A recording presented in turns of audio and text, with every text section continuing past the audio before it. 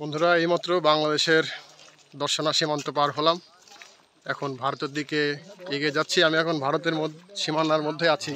এই দেখুন তারকাটা, ভারতের তারকাটা। আর এই পাশে আছে এই যে ভারতের কৃষিকাজ। খুবই ভালো লাগছে।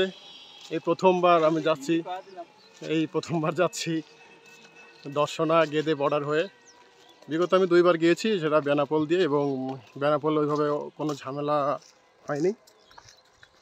শুধু পাসপোর্টটা দিলেই তারা সিল মেরে দেয়, ইমিগ্রেশন কমপ্লিট। সেটা তো অন্য বিগত দিনে গিয়েছি, 2022 এবং 2023 সাল। আর 2024 সালের এবারই প্রথম। এবার গেদে বর্ডার হয়ে গেলাম। এই যে আমার হাতে পাসপোর্ট দেখুন।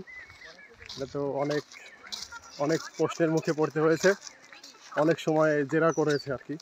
আপনি কি করেন, কোথায় থাকেন, কোনো দল করেন কি না, এই সম্পর্কে বলেছে। এই যে আমার সাথে আমার ফ্রেন্ড আছে, হ্যাঁ। তো আপনাকে কি কি জিজ্ঞাসা করলো একটু বলো। আমার ওরে সর্বনাশ মেলা কিছু জিজ্ঞাসা করে, ঠিক আছে। তুমি কি করো, তোমার এলাকার কেউ পরিচিত একজন লোকের ফোন দাও, তার কাছ থেকে আমরা তথ্য নেব যে তুমি আসলে কি করো আর কি পেশায় নিয়োজিত, আবার কোনো রাজনৈতিকের সাথে জড়িত কিনা। যাক, আমি আমার এলাকার এক ফ্রেন্ডের ফোন দিলাম। ফ্রেন্ডের ফোন দেওয়ার পরে আমার ফ্রেন্ডের সাথে কথা বললো যে ও কি কোনো রাজনীতির সাথে জড়িত আছে কিনা, কিংবা কি ব্যবসা করে। আমি যদি এখানে ভুল কথা বলতাম, আমার ফ্রেন্ড হয়তো সেটা জানতো না, তাহলে কিন্তু কথায় ঝামেলা হয়ে যেত, হয়তো আমার আশা ক্যান্সেল হয়ে যেতে পারতো। যাক, আমি যেটা করি আমি সঠিকটা বলছি, এবং আমার ফ্রেন্ডও সঠিকটা বলছে। পুলিশরা হচ্ছিল ফোন দিয়ে জিগায়।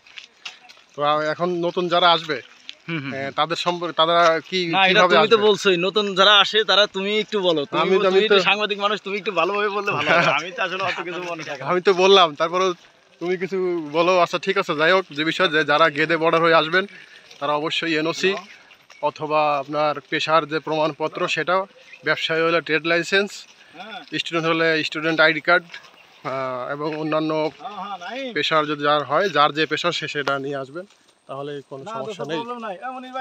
আমরা এখন কিছুক্ষণের মধ্যে আমরা পৌঁছে যাব, ভারতের ইমিগ্রেশন কমপ্লিট করব, এবং তারপরে আমরা পৌঁছে যাব সেই ভারতে। দেখা যাক এবার আপনাদের কি এক্সপিরিয়েন্স শেয়ার করতে পারি, এবং আপনাদেরকে সবই জানাবো কোথায় কেমন কি। এই দেশের সরকার পরিবর্তনের পরে ভারত বাংলাদেশের সম্পর্কে কিভাবে প্রভাব পড়েছে সে সম্পর্কে জানাবো আপনাদের। যাই হোক, সবাই সাথে থাকবেন।